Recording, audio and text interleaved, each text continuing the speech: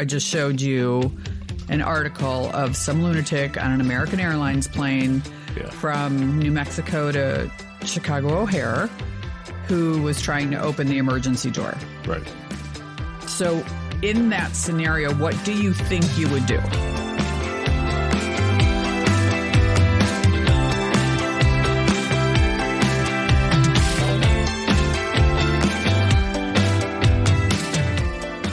Hey everyone, and welcome to Life with a Cheri on Top. I am your host, Cheri Hagan, and today I am joined once again by my husband, Kevin. Hey, baby. Hello, love. How are you? I'm wonderful. What are we doing today? Okay, so there's two different things I want to talk about. So I think we're going to do back-to-back episodes here.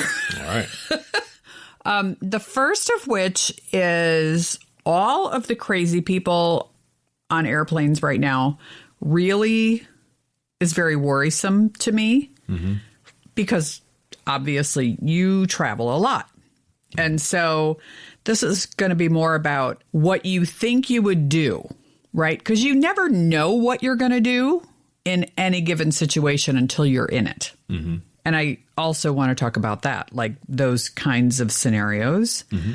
But what do you think you would do? Like I just showed you, like today, I just showed you an article of some lunatic on an American Airlines plane from New Mexico to Chicago O'Hare who was trying to open the emergency door. Right. So in that scenario, what do you think you would do? I'd probably still be sleeping, but it's something you obviously don't want to think about, especially since I travel all the time. I don't often think about that, but with all this going on, you kind of have to have that in the back of your mind. But I mean, I think I would jump up and try and tackle the guy. I'm not a small dude, so I mean, right. I think I could be able to handle most people, especially those who are a little cray-cray. Yeah. You would hope they can. I mean, you deal with your crazy wife on a daily basis. Yeah, but I don't tackle you. Oh, not always anyway. Yeah, no, I think I'd step in and try and save. I mean, because that door opens and that's a lot of trouble, for everybody. So, yeah. But then, at the same time, you think about all that and go, yeah, sure, tough guy. You're going to get up and then the door's going to open. Who's the first one out? The one who's not in the seat, which would be me. So, well, yeah, but but I would go for it, I think. Yeah. I think I would. I know you would. I know I would. I was going to say I think I would too, but the truth is I know I would. Yeah. But again, you never know what you're going to do in any given situation until you're in it. Yeah. I mean, we had somebody in our room while we were asleep in Vegas. Yeah. And I literally don't know what I would have done had I woken up or had either one of us woken up and made the other aware. I don't know what I would have done. I don't know if I would have pretended that I was still asleep or, which I seriously doubt. Yeah. But again, you just never know until you're in that situation. Well, I think if you tend to run the situation through your head and say, this is what you're going to do, I would think at least 50 or 60% of the time that's what's going to happen. I mean, you can freeze, of course, in any situation, but... Yeah, I'm not a freezer. Yeah. Again, you never know. Right? Yeah. But to your point, if if you're thinking about, oh, geez, if this happens, what am I going to do? I think that would be my first reaction. I'm pretty consistent that would probably be the case. Yeah. Even though I'm an old lady now, no, seriously. I mean, okay, so first of all, when we're on airplanes, I watch, we're always group two, right? We're either group one or group two. So we're one of the first ones seated. Mm-hmm. And then I watch every single person coming on board because I'm like, okay, who's going to be the fucking lunatic to lose it?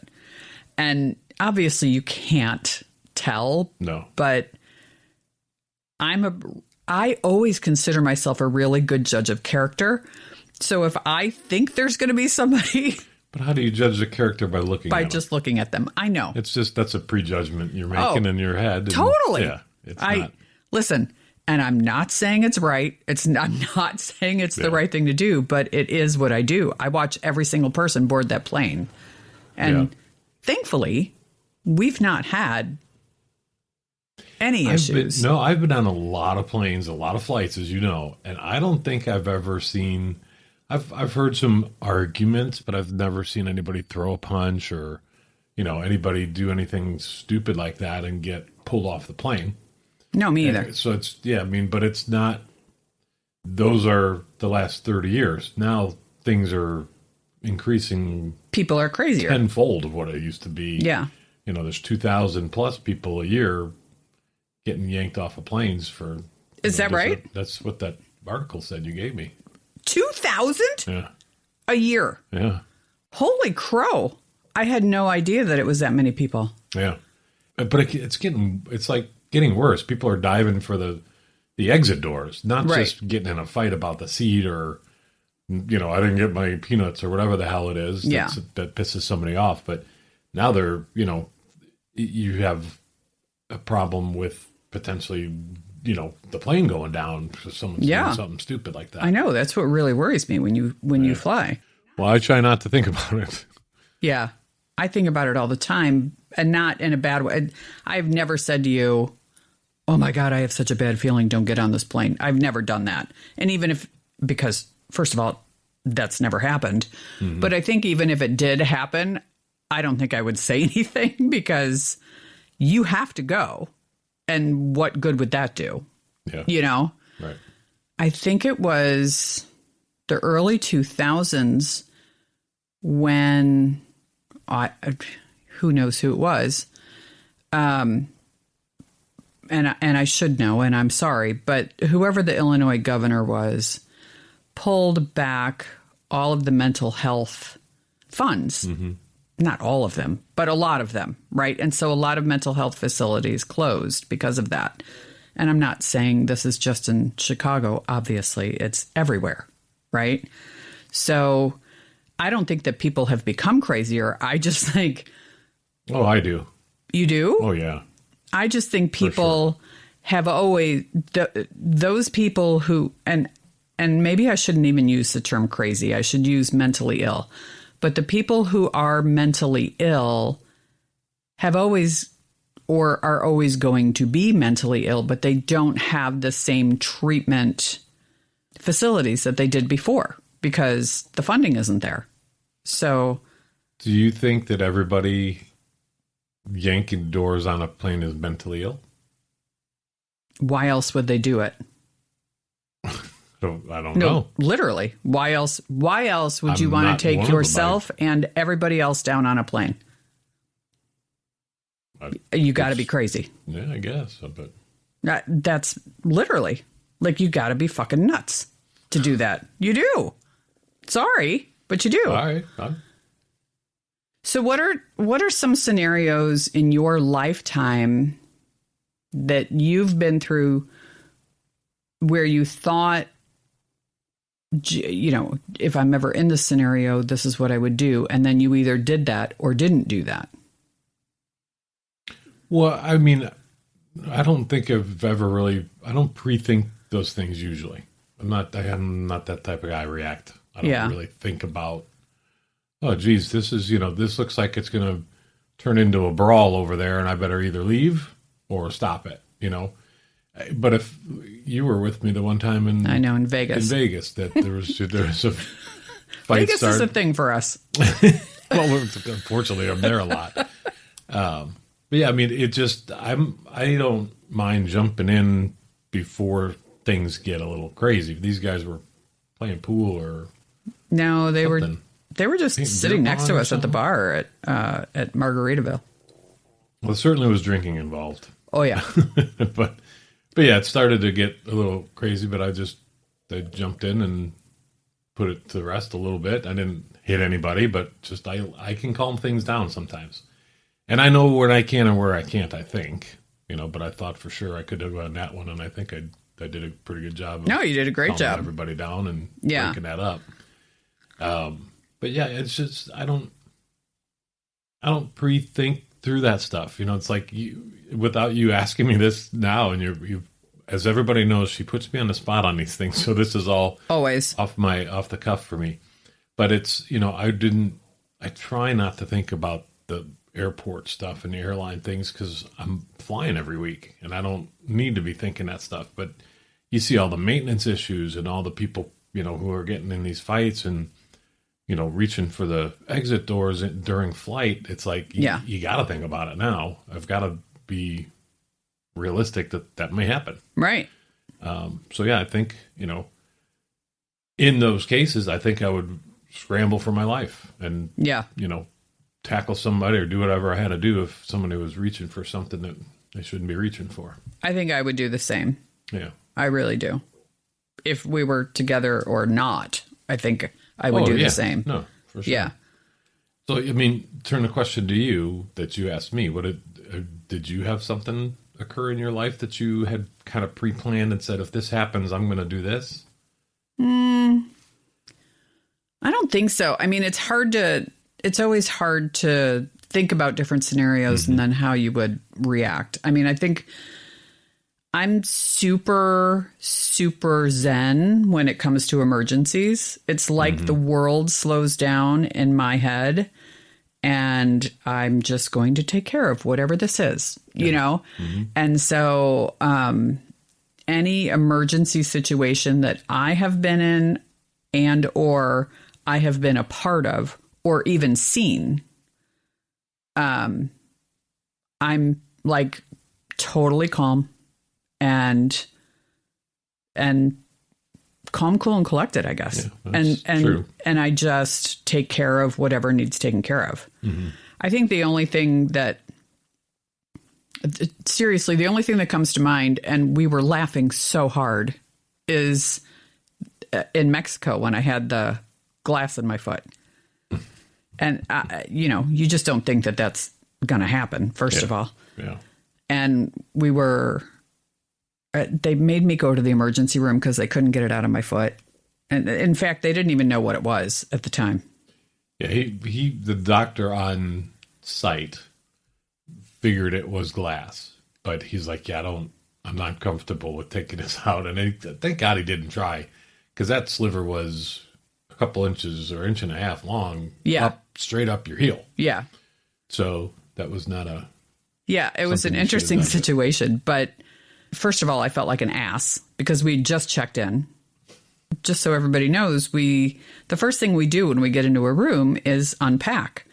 And my rule, is it your rule too?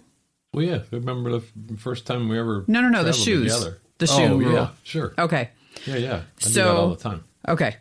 So the rule is your shoes come off when you're in the bathroom because that's the cleanest part of a hotel room because they can mop it, right? Everything else is just... And you want it to stay clean. Surface clean, right. And I want it to stay clean. So when we walked in, and you're in Mexico, so in this particular resort, and listen, they were great, but... I stepped on a piece of glass that was in a rug that we didn't know obviously was there. And I didn't know what was in my foot. And so we called and I'm using air quotes, hotel doctor. And there's a reason I'm using air quotes. And, he was like, oh, I think I see something, but I don't want to take it out. You have to go to the emergency room. And I was like, oh my God, we've been here 10 minutes. Like, can I not go to the emergency room? And then they insisted on calling an ambulance, which... The wheelchair and the ambulance. Oh my God, I was so embarrassed. To you, but... I was so embarrassed. I was like... You shouldn't walk on... Well, no, but I didn't... I could have hobbled. Like, I didn't need a wheelchair. And what, we're going to catch a cab with your foot bleeding? I did, yes. I was like, I'll just take a cab to the emergency room. It would have been better. Well, hindsight, yeah. Yeah. But... That's actually the funny part of the story is because I have to share this because it's so freaking hilarious. So they call an ambulance, which is insane. And they load me into this ambulance and we're in Mexico and Kevin doesn't speak a word of Spanish. See? And okay, he speaks five words of Spanish. Maybe. And so we get into the ambulance and it's un-air conditioned and it's, I don't know, May, I think. Right. It's hotter than hell. It is hot. Yeah. It's hotter than hell in this ambulance. And the paramedic doesn't speak a word of English. Not a lick. Which was okay because I speak Spanish. Not to that degree. But it was like an episode of I Love Lucy because they forgot to lock the wheels on the gurney. So every single time the ambulance accelerated or braked, I was either flying to the end of the ambulance or flying to the front of the ambulance. And it didn't seem to bother her. No. It's like that was normal. It was just the weird. And Kevin and I were laughing so hard because it was like, are you like, this would only happen to me? You know, it was hilarious. It was fun. And then, we get to the hospital. This is in Cabo, by the way. It is Cabo, right? Oh yeah, it was Cabo. Yeah. Because I've also been to the one in Cancun. Different story. But the doors fly open to the ambulance and there's like 20 doctors standing there, doctors and nurses. They must and not I'm have like, had anything to do, but we were a very important patient when we arrived. I thought, seriously, I just have something in my foot. Like everybody needs to relax. And then of course, it came out and then the rest of my vacation was basically ruined because I couldn't walk on the sand. I couldn't get in the pool. I couldn't do anything. I had to keep my foot wrapped. Yeah. But, I can't think of a single situation that I would have pre-planned in my head. Like, ooh, I think I would do this. I don't know, if somebody came to rob the house, what would I do? First of all, I just don't run those scenarios in my head. Yeah. Right. But there are people that do. And I guess. I'm sure there are. I mean, but, it's, I like walking past.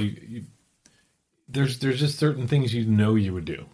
Like if some kid falls into a pool and can't swim. Oh, you're going in no For matter sure. what, right? But that seems easier than, okay, it's a life or death situation on a plane where someone's going to go and pull the door open.